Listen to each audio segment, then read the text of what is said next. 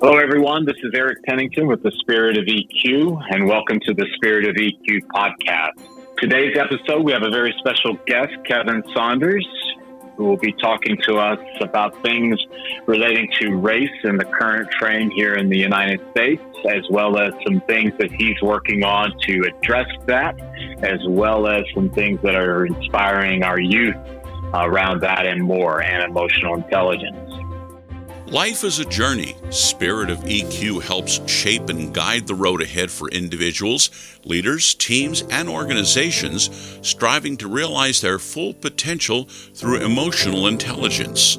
Spirit of EQ is a coaching and consulting company that assists individuals and businesses to reach their full potential by developing emotional intelligence. In business, managers and leaders recognize the value of training to develop leadership skills. What they may not realize is that those skills are far more effective when they pay attention to not only performance, but also to people. Emotional intelligence is a crucial skill because people drive performance and emotions drive people. Joining me today, as always, my co-host, Jeff East with the Spirit of EQ. Hi, Jeff. How are you? Hi, Eric. Hi, Kevin, and everyone listening. So, Kevin, welcome to the Spirit of EQ podcast. We're so glad that you are here. Yes. Thank you very much for having me. Excited to talk with you both and get a little experience of the Spirit of EQ. Oh, awesome. So, Kevin, before we get into some of the subjects that we've talked about offline, could you maybe tell our audience a little bit about you and your background and some of the things that relate to that? Yeah, sure. So they know my name. I'm Kevin Saunders. I work with Deloitte, one of the big four accounting firms in the United States. At Deloitte, my current role is as a financial planner. So I help the partners, principals, and managing directors across the country achieve their financial goals, whatever that may be. Aside from my work with Deloitte, I have my own entity, KS4Inspiration, through which I seek to provide inspiration and education to the next generation, specifically looking at youth, age from middle school to high school to college. I've been doing that for a few years, just going to different schools, doing specialty one-off programs, doing my best to inspire students, typically to pursue noble goals, as your audience may be familiar with that. Know, choose, give competency. And aside from working with this population, I could say I practice EQ in my everyday life at home in the midst of this pandemic with my beautiful wife and two young boys, Isaiah, age 10, and Noah, age 6. So that's me. That's Kevin Saunders. All right. Beautiful. Well, I'm glad that you mentioned that too, because everyone in our audience, I would venture to say, is navigating some very volatile water with the pandemic and all. But our optimism is shining through, and yours especially too, Kevin. So how I came about to meet you was around a poem. And you probably didn't realize this, Kevin, but you are surrounded by artists, as in Jeff and myself. We both have touch points into that. So we are in your tribe, if I can say. Nice. And from that perspective, could you tell our audience a little bit about, why I would even say, hey, I got to know or I got to meet Kevin through a poem? Could you tell me, what does that have to do with, and I want to touch on the issues around race relations here in the United States, but maybe how a poem could be a catalyst for some positive change. So you both being musicians, as a musician, part of what you do is for the audience listening, but a lot of it really is for you, right? Oh yeah. Right.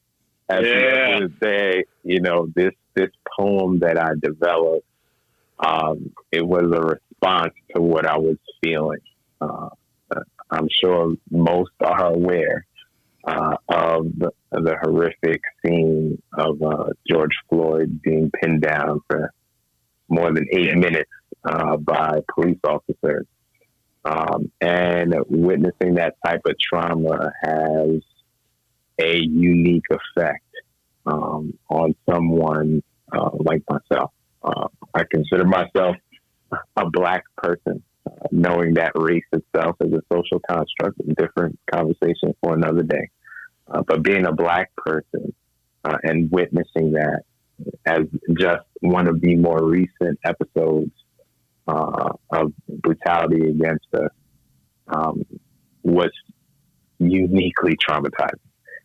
And in response to that, in response to me feeling hopeless that things could change, in response to my wife feeling fearful of me even going for a jog, knowing what happened to Ahmaud Arbery, in response to innocent people being gunned down in their own home, in their own bed, as was Breonna Taylor.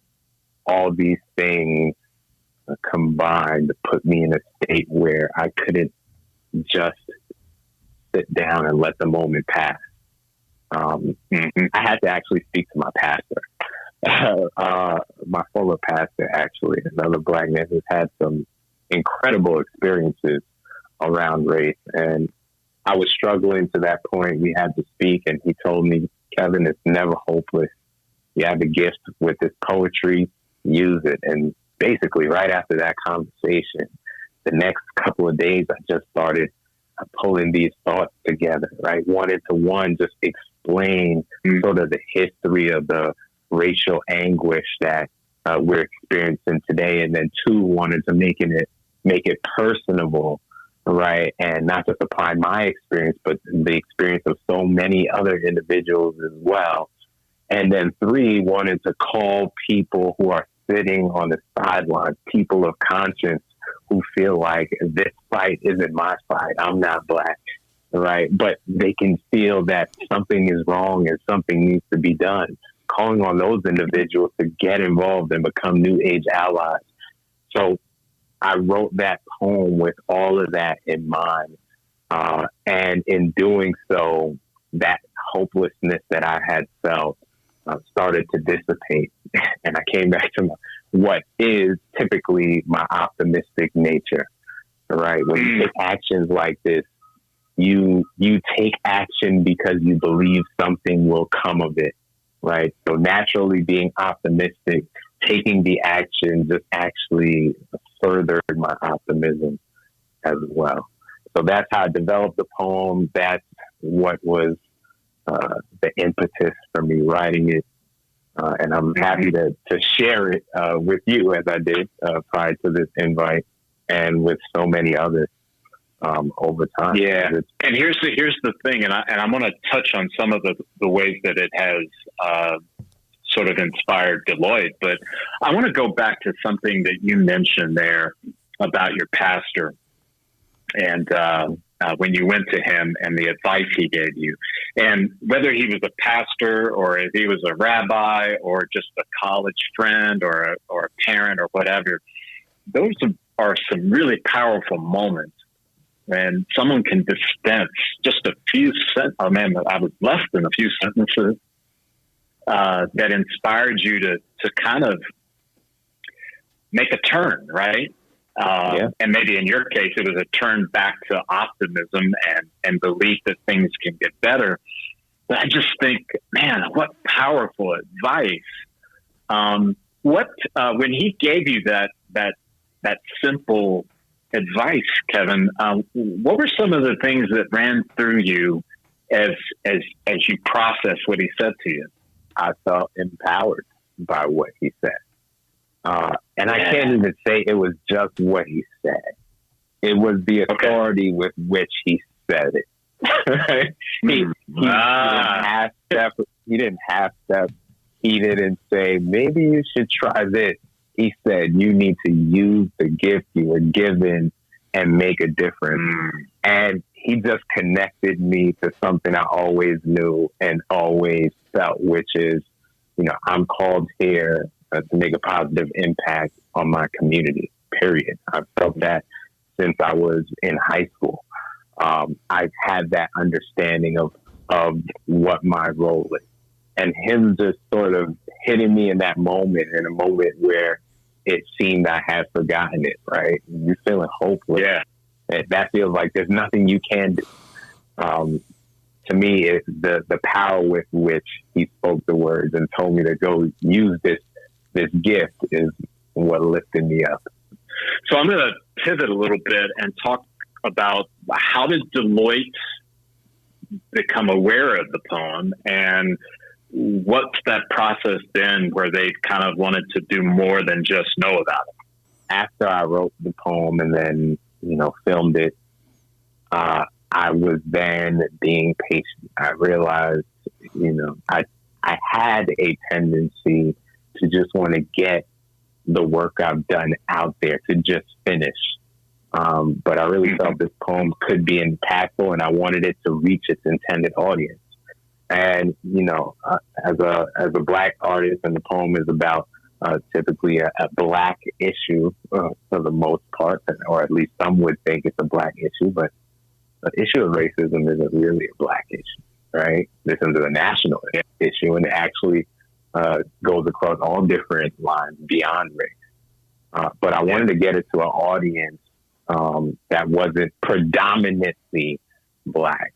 Ultimately, I had the idea to share it with Deloitte, and how I did that was to just boldly send an email to the chief diversity officer of the firm.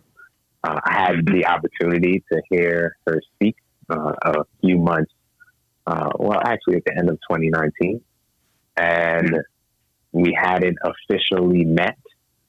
And I wondered if she would be receptive to the poem. And I was delighted that she, in fact, thought the poem was powerful and worth sharing within the firm. So she passed it on to another couple of individuals in the firm. And lo and behold, what is about to happen is the firm will be profiling myself along with other Black employees, and they will be sharing the poem across the firm in hopes of furthering understanding of this racial justice initiative that's taking place that Deloitte is very involved with at the moment. That's really great, Kevin. And just for those of you in the audience who are listening today, we will make sure we'll get any connections that Kevin has to his material, be it the poem or otherwise, in the show notes. So not to worry. So you'll have an opportunity to definitely check what he's doing out. One of the things you mentioned there that I think is really powerful. You indicated that Deloitte's embraced this, and you mentioned to further understanding.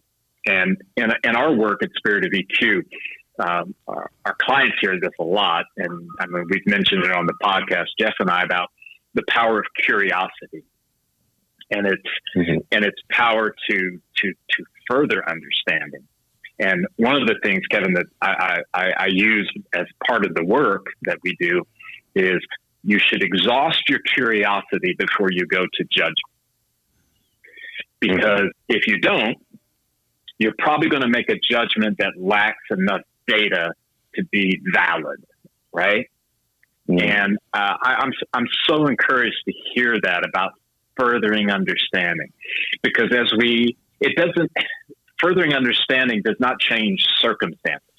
There will be bad things that will happen. There will be situations that we don't understand that are going to occur.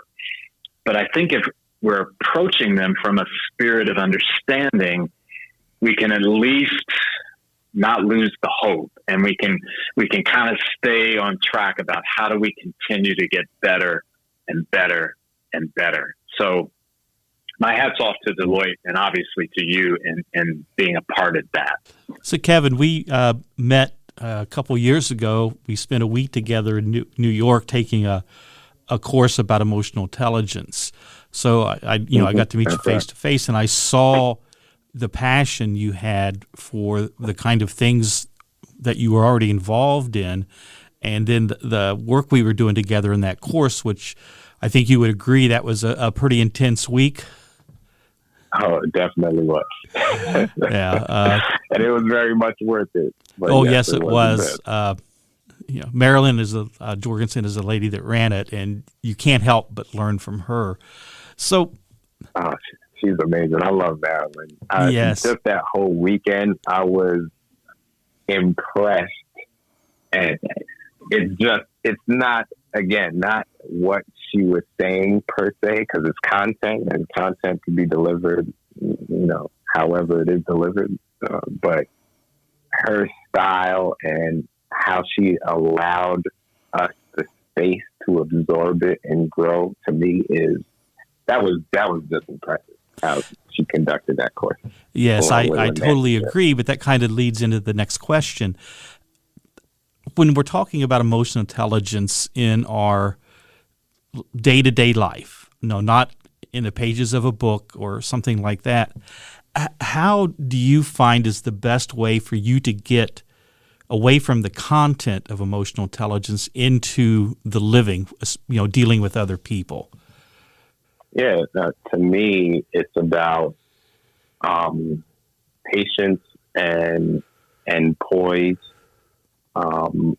when you're feeling strong emotion, right? So whether I'm interacting with my spouse, my children, a coworker, or a client, there's circumstances that arise, right, that trigger emotion. You may feel slighted by someone. You may feel neglected by a spouse. You may feel overlooked at work. And how I practically apply what I learned is being patient in those moments when I feel emotions high and low. And I described some low ones, but on the high end, right? For instance, my wife and I were considering buying a home, right? Another home, moving from where we are right now. And as we look at all the different options out there, right, we very quickly and easily get excited, like, oh, I think this is it. This could be the one. All right. And then another, email notification pops up, another 4-bedroom, 3-bathroom home in your desired location. You're like, wow, this looks amazing. I think this could be it. Lo and behold, we're on like our 26th home visit at this point in time. Right. But we learned along the way, the actual application of that is, well, now, take your time, think things through, allow yourself some time to process the emotions. So in practical application for me, if I had to boil EQ down and, tell people, hey, how can you practice this, regularly? Simply put, it is allow yourself to feel the emotions, but then be patient. Allow emotions to subside before choosing your reaction and making decisions. As a black man, how has EQ helped you with what's going on in the country today? Well, it's vital, actually. Being a black man, you have a whole range of emotions, not unlike any other race or gender on this earth, right? But being a black man in America has its own separate challenges. Being a black woman in America has its own unique challenges. And you could say so for any race, ethnicity, or gender combination out there. I'd say it's vital, period, across the board. That would be my answer. To the extent that one can really get a full understanding of what they're feeling in certain moments, and then choose their reaction and choose the an adequate decision. I think that would benefit them. So yes, I think EQ is vital across the board. I don't think it's necessarily unique to Black people. I'm going to ask one more question, and you kind of touched on it when you first talked on this podcast. As someone that I hope I am emotionally intelligent, but as a white male, what can I do to help? And I'm going to talk one-on-one. Someone like, a Black male that maybe I see is having things happen that I don't like. What is the best way for me to help? Not saying that I have all the answers. Oh, yeah. And, Jeff, you and, any other white person who is out there listening, I don't want anybody out there to feel like, hey, we won't be able to solve this problem without you, right? Like, this isn't a you, Jeff. It is really a you, as in we collectively need to get involved. And how we can do this, right? It really boils down to being a change agent in your circle of influence, right? We all have relationships. We are connected to different people in different circumstances and different businesses across different families and different neighborhoods. And we encounter all these different types of people, right? A lot of them,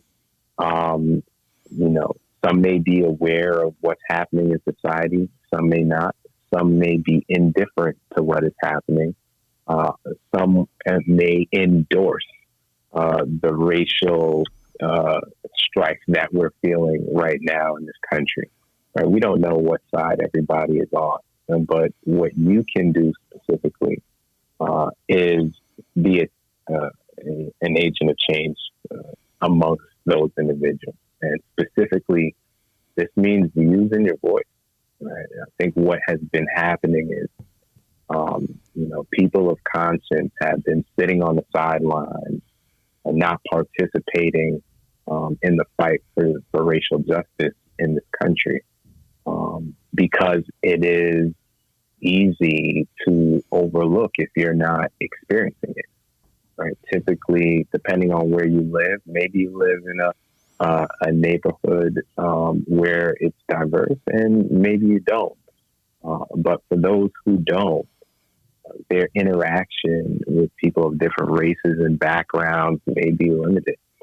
Right? So it's important that when an individual who does have some knowledge and a heart making an impactful change in this country has the opportunity to do so, that we actually do it.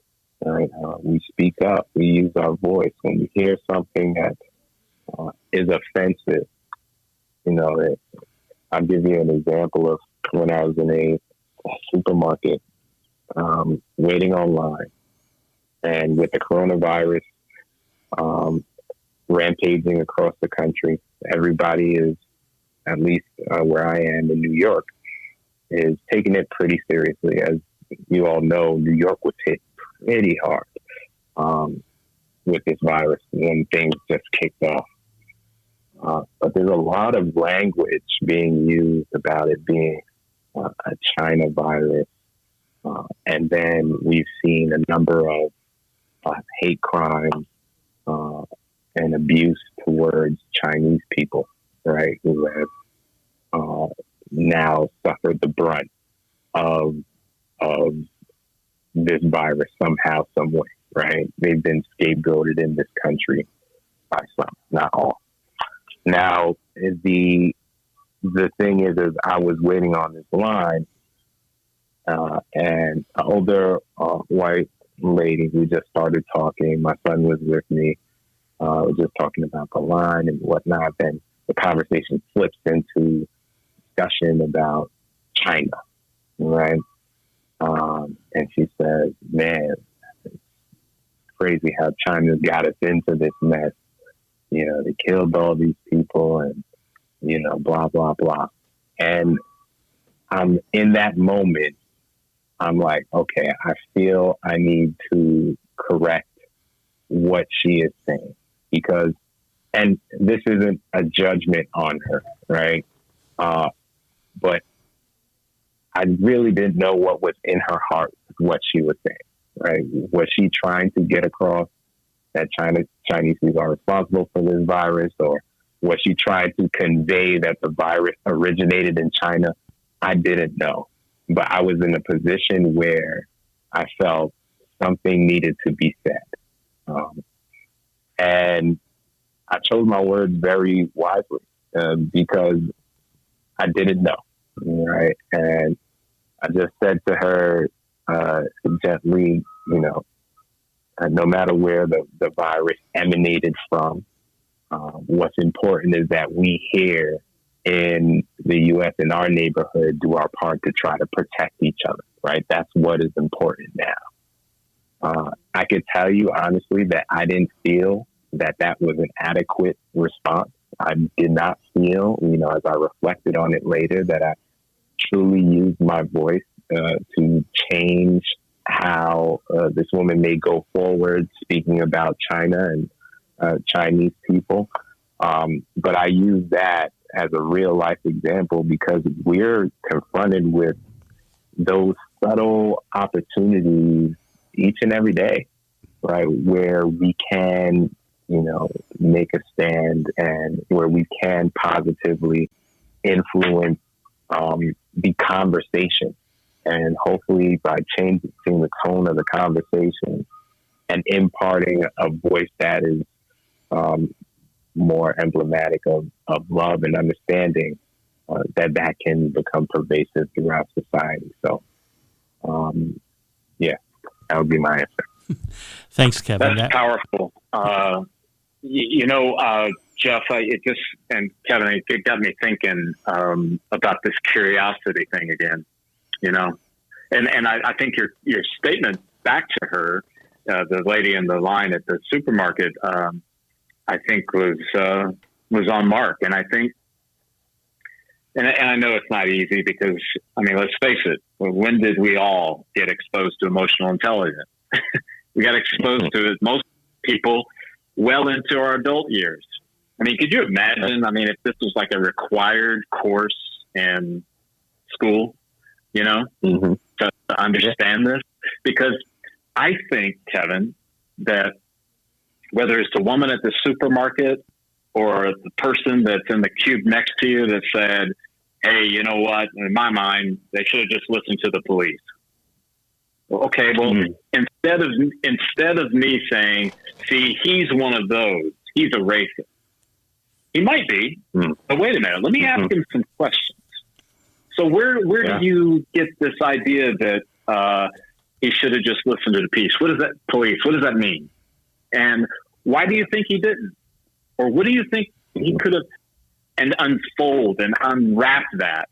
Because yes, you may come to the conclusion, this guy or this person is a racist, but you might find out, what if he says something like, I'm just frustrated. I know it's not right. I know we need to do better, but I don't know what else to say. Oh, open door for us, right? Open door for us to have dialogue. Well, you know what we could do, or you know where we could look at. So it started off where I was tempted to maybe say, he's a racist, to maybe it's not about that. And again, I'm going to stress, I know there are times when you're going to encounter them. Believe me, I know, right? But the reality of our ability to uncover more, and it doesn't require 2-hour conversations in the middle of work. I don't want to give people the impression you just got to drop everything and have these long. But my gosh, it seems to me the more we would do that, the better we would be. You know, the more, I mean, it's just like what you said there about Deloitte. It's just furthering the understanding, the understanding. Kevin, you mentioned you thought about, maybe you should have said something more, but that goes back to something that Eric and I talk about all the time, and that is practice. That you were practicing, and practicing means you're trying to get better. So, not just with you, but when we're doing this, if we at least try, we'll get better at it. Yeah, definitely. And using that term practicing is comfortable for me because, Michael Jordan, I'm sure, is still practicing basketball to this day. Right? He's already retired. He accomplished everything that he wanted to accomplish. And so I look at EQ as you'll always be practicing. As long as you're here and you're living, there's room for you to grow and process what you're feeling better, and in turn reach more desirable outcomes in your interactions with others. Yeah, that's great.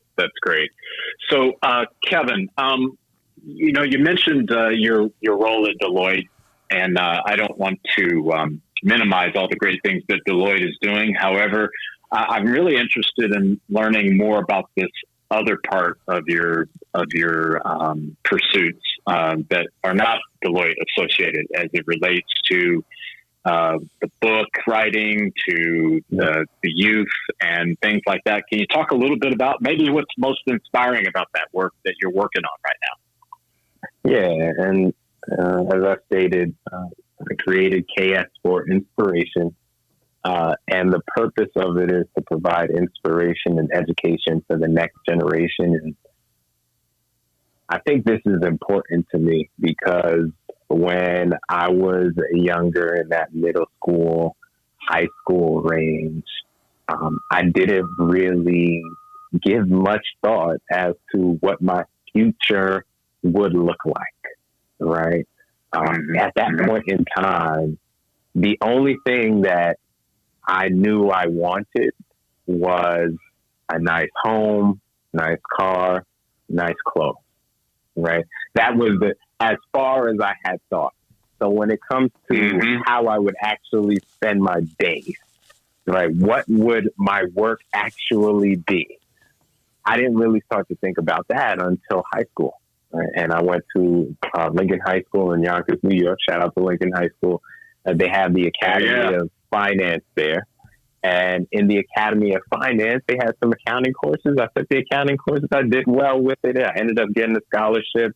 I decided to go to Pace University with that scholarship because I thought accounting would bring me some money so I could get the things that I wanted, because they told me, hey, accountants make good money. And I said, sure, sign me up.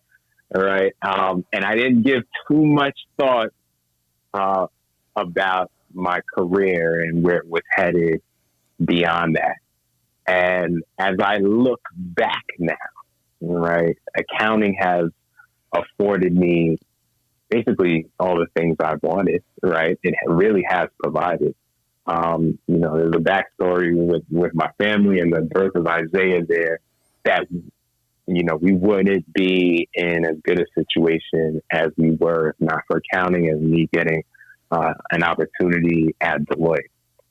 So yes, there's value in the career that I chose, but as I went through the career and found elements of it that I didn't like, specifically being in the tax field, when I look at what I was doing, that I was frustrated with doing tax compliance for a major part of my career, because whenever I completed tax returns, no one ever jumped for joy. The question was always, why am I paying so much?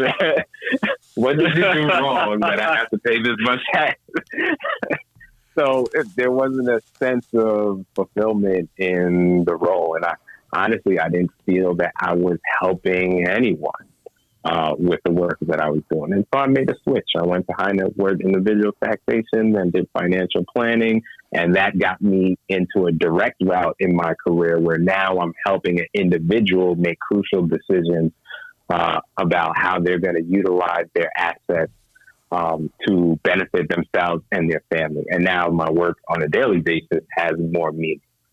Yet and still, there was a calling for me to help my community that I came up with.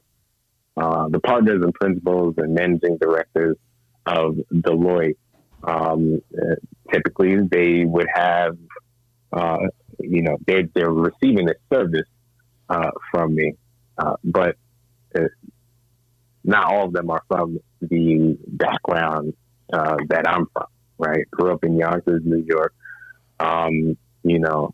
Black kid, urban environment, et cetera. That's not to say, a lot of Deloitte partners didn't come up in those circumstances, but the community I wanted to affect was the community that I grew up with. And I didn't have that opportunity in my career. And so I had to create this outlet to do so. And so I said, well, what type of struggle did I encounter, or what may help a student the most that the school may not be providing? And to me, that is that inspiration and education. It's really connecting long-term goals and visions to the actions that the students are going through today in middle school and high school and even in college, right? And trying to get them to understand a lesson that I learned, which is that the pursuit of material possessions itself is not going to bring you the joy and the happiness that you're looking for. Kanye said in one of his songs, people are going to laugh at me for quoting Kanye West with all the mess he's gotten into with it. Maybe I should say, back when I used to listen to Kanye, he had this song. Oh, it's all right. We'll cut Kanye some slack today. All right, cool. But Kanye had this verse from a song. He said, whether you're broke or rich, you got to get this. Having money is not everything. Not having it is. Right? So, yeah, career, being able to provide for your family, all that is important. My encouragement to the youth today is to seek for ways in which to do that are connected to goals that truly help others in society somehow, some way. Essentially, when you look at the Pursuing Noble Goals competency, right, it's about connecting your daily choices with your overarching sense of purpose. But one of the key things in there is that, no one is made less, but then also that others can benefit from what you're doing. Right? So that's KS4Inspiration. That's why I'm doing it. Well, you know what, Kevin, you some beautiful points there, and I'm kind of it's resonating around. I remember having a conversation with my son as he's now an adult, a young adult, and I remember him asking me in high school about, well, you think I should go this way or that way? I mean, as far as like what he was going to study in college and stuff, and my wife and I have always had a sort of a unspoken policy that we were never going to push our kids in one direction or the other, right? And he asked me that, and I said, Grant, and I got this from an old mentor. You want to find the work that requires Grant to show up. And the only way you can do that, and in his case, is Grant needs to know who Grant is. And the pursuit of self-knowledge is powerful on two fronts. One, I'm just so vividly to me now in this time of my life, you can't know God until you know you. And then to know yourself is to position yourself in a way that you're not going to go down roads for 10, 15 years only to find out that's not me. And I get, like you described, right? We got to pay bills, we got to support family, but I don't think it's it's not an either or, right? Exactly. It's just kind of understanding what's my best path as it relates to who I am. And there's a book out there that I highly recommend to everyone in the audience. Jeff's heard me talk about it many times, and you may have heard of it too, Kevin. It's called The Road Back to You. It's by a gentleman, actually it's two authors, Ian Cron and Suzanne Seville. And the whole thing is wrapped around that pursuit of understanding to know who you are. And I think that that's powerful. And I think you being able to reach kids, because unfortunately the schools they're not going down this road. They just, how they don't go down this road, I don't know, but they don't, at least not where I live. I don't want to speak for the entire United States, but the fact that you're wanting to catch them early is beautiful, because I don't think I came to a conclusion about like, what's really a fit for me? What's the work that requires me to show up? I mean, I had already been in the working career thing for 15 years, maybe 20. And I don't regret any of the learning and the income and all of that. But I mean, I'm not like anyone else. If you told me I could have a do-over, I'll take it. I'll take it. Yeah. So, and, you know, I connect with what you're saying there when you say, you know, you don't regret anything, right? At the end of the day, because I was able to get this education at Pace University, shout out to Pace University, and that got me an opportunity at Deloitte. Yes, my early years didn't feel fulfilling career-wise, but I learned so much, and I was able to achieve some financial needs that became very important for me for my other more purposeful life goals, specifically with regard to building a family. And it was very important that I had that role, because while I was working at Deloitte, my wife, we had our first son. His name is Isaiah. I mentioned he's 10 years old. Isaiah, he was born with chronic lung disease and cerebral palsy. So cerebral palsy for Isaiah, it shows as him not able to have full control of his limbs, right? And moving his body and coordination, motor skills. And then with chronic lung disease, he actually has a trach now through his neck that then connects to a vent that pushes air into his lungs so he can breathe. So he actually has nursing assistants here at home with us. And had I not had the job at Deloitte, you know, I wouldn't be able to provide for Isaiah financially like he needed at the time. And we spent 2 years essentially living out of a hospital because he had constant bouts of pneumonia and couldn't get well. And somehow, some way, I was able to still work in the midst of all that. And even my wife, she's at that time a registered nurse, and now a nurse practitioner, and still practicing as a registered nurse at times. We both were able to work such that we were able to purchase our first place. So when we finally were able to move out the hospital, Isaiah had a place to live, right? And we all moved out of that hospital together. So when I talk about, you know, not feeling fulfilled career-wise with my choice, you know, doing tax compliance early on, one, I learned a lot from the people I worked with, and two, I was able to provide for my family, which was the most important thing that I needed at that period in time. So I'm with you. Oh, no regret. That's awesome. Everything happened for a reason. Wow. And that's awesome. I'm so glad you share that.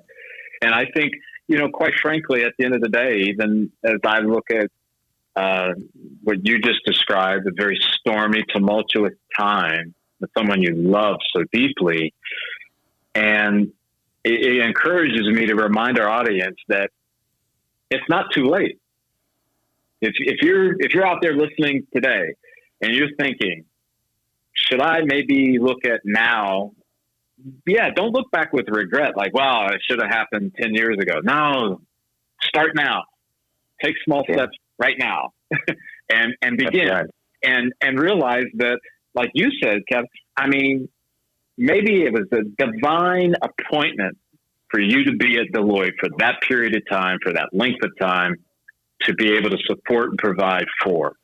And I'm saying it like that because I don't know for sure, because I can't.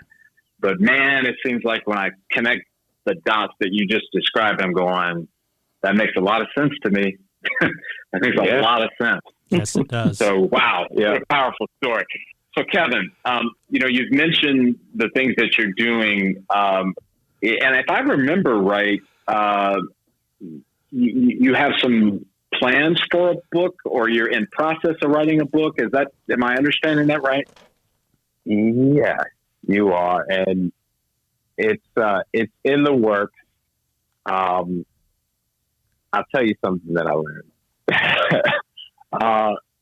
They say that having accountability partners helps you to achieve goals, right? Because you share what you want to achieve with someone who then encourages you and checks in with you, and it sort of spurs you on. It's like a nice little nudge forward. Hey, keep going. If you feel you stall.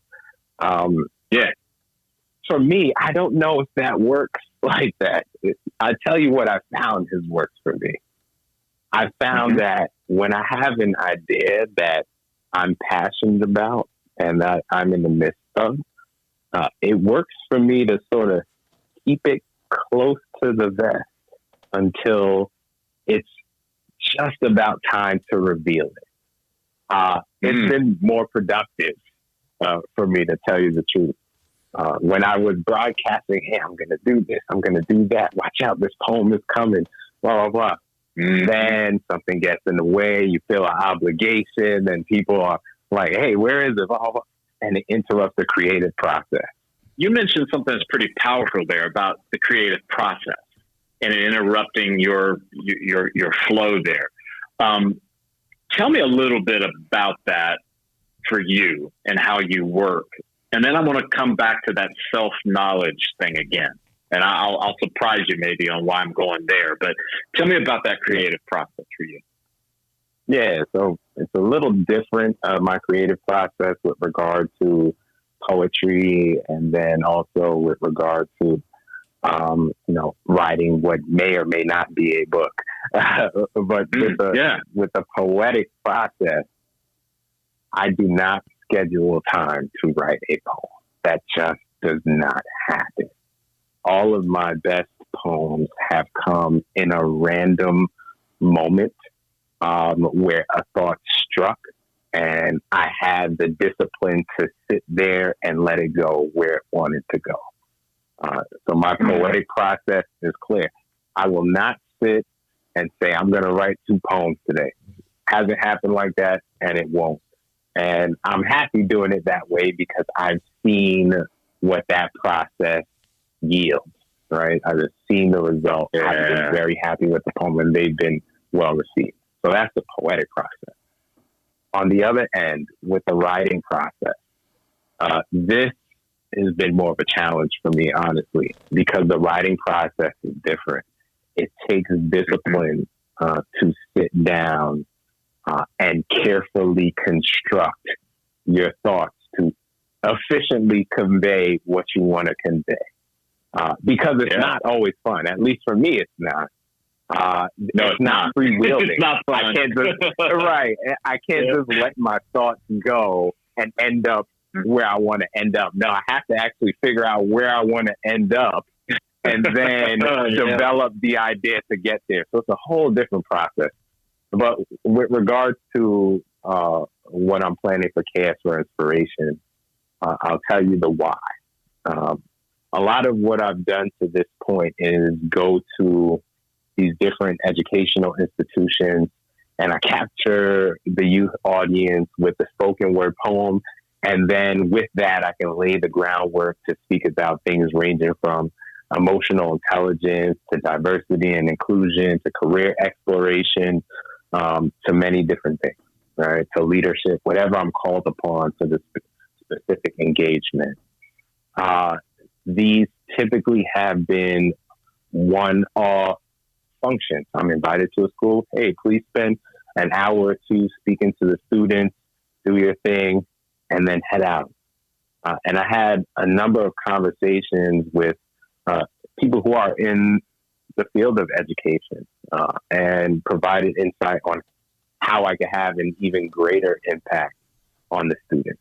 And the conclusion I was able to arrive at is it can't be one-off, right? It can't be a quick presentation, change somebody's life, and they're forever changed, right?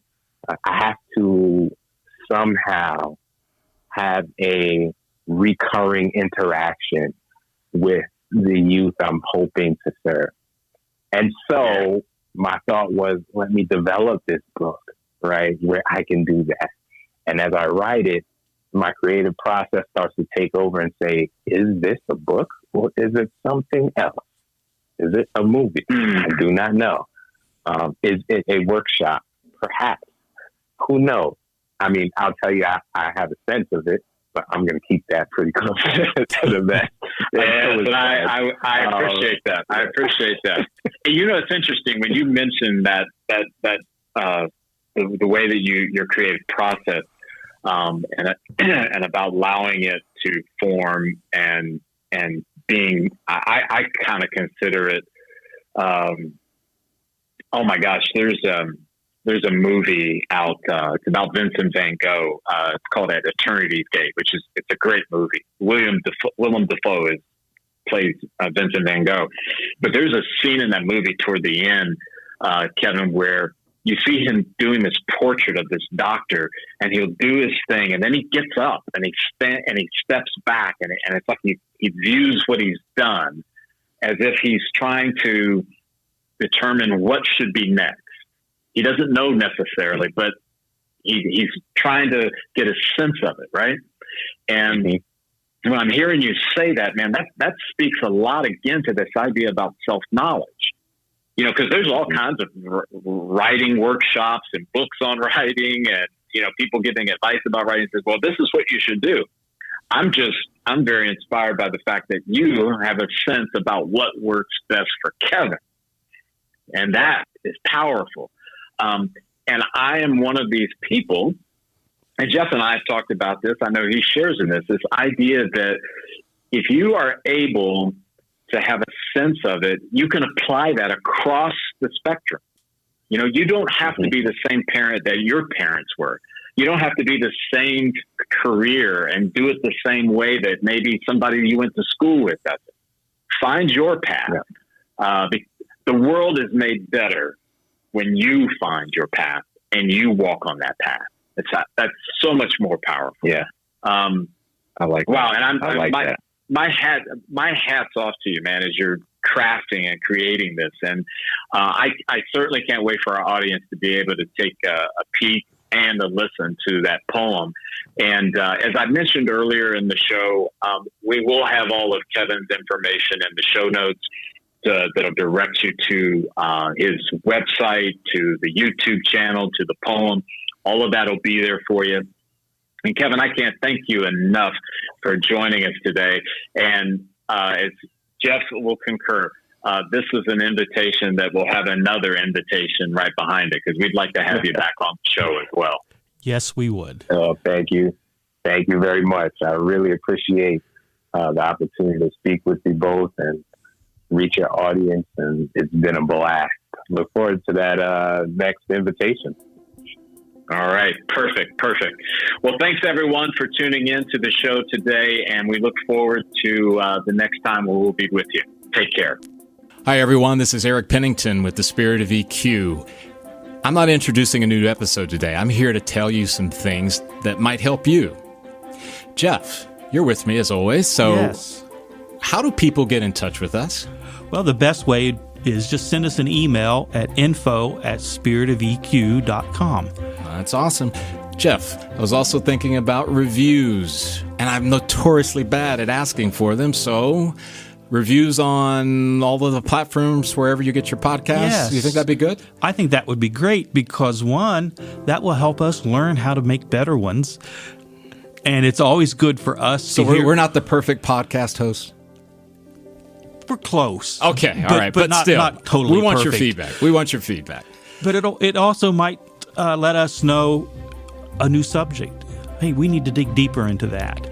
Yeah. So let us know what you think. Cool. We really appreciate that. As always, too, there is social media, LinkedIn, Facebook, and we also have a YouTube channel. Those also have mechanisms or options for you to be able to leave a comment, a like, or those kind of things. Just want to make sure that you know how to get in touch with us. Right, Jeff? Right. We appreciate you all. Thank you.